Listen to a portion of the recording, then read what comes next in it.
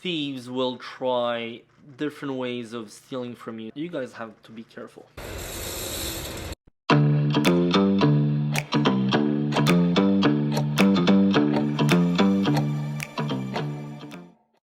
Hey guys, welcome to another video of Time Merchants. My name is Chris. Today we're going to talk about something that I wanted to discuss more in detail. So I was in La Facture and we filmed for maybe a couple of hours, and La Facture is, by the way, the French part of CBC, which is broadcasting throughout Canada. And what we talked about is about Laurent Mattel, the local enthusiast, had his watch stolen in a kind of a magician way.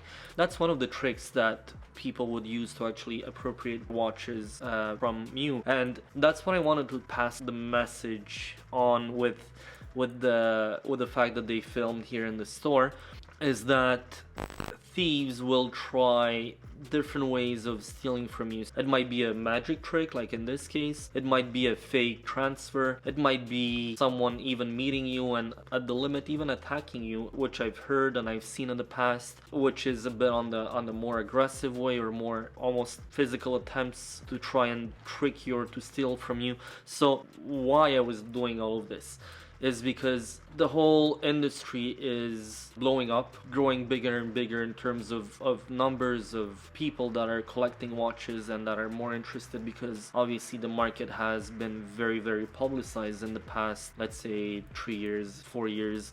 Since a lot of new people are coming in, there's a lot of new people that are also trying to acquire your hard-earned money by stealing your watch, you know? And the main reason of this video is basically to protect you and tell you, hey, you know what, we're here as a store. It might be me, or it might be a police station, or any other place where you can basically do your transaction. You can do it there with the supervision of cameras and maybe even, you know, professionals, either me or, you know, cops or another jewelry place. Just because I'm in Canada, and because here it's a very kind of small community, everyone kind of knows each other, so a lot of people are sent to my store to do their transactions here. I do authentications on one side, and I can vouch for the quality of the piece, and the timekeeping, hasn't been polished, are the papers, the bracelet matching the watch, anything that has to do with the complex fact that a lot of watches have been, I don't know, played around with, or the bracelet is not matching,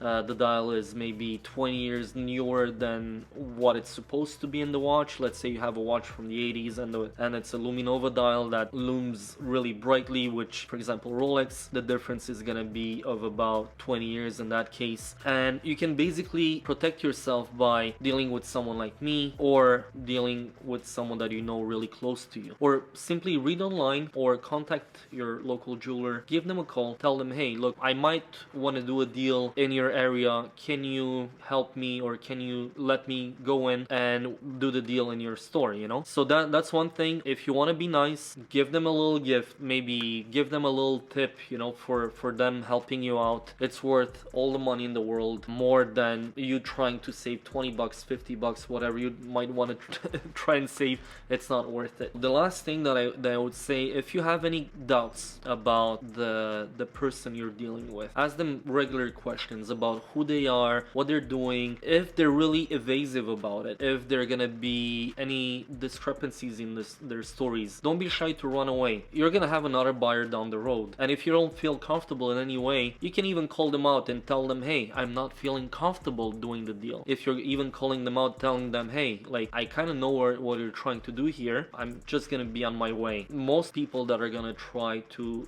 get your watch in a very, let's say, sneaky way, okay, they're never gonna attack you in any way. They're always gonna run away. They know they've been caught. They know they are on camera if you're really in a secure place, so they're not gonna waste their time and stay around. What I'm always doing is always a bit of a detective work. If I don't know the person, I'm always gonna ask them questions. If they're really weird, even in a store, sometimes I have weird people coming in, and I'm gonna try to see if their stories make sense. You know, sometimes they're gonna try and sell me something that belonged to their families or to their grandmother or whatnot, and I'm gonna try to see if their story makes sense in every single way. Ask questions. Don't be shy. Don't be in any way afraid of calling people out if you don't feel comfortable. Try and make it in a way where you feel like, hey, I have a second doubt about buying the watch, and just take it back and just step out, you know? That's a few tricks here.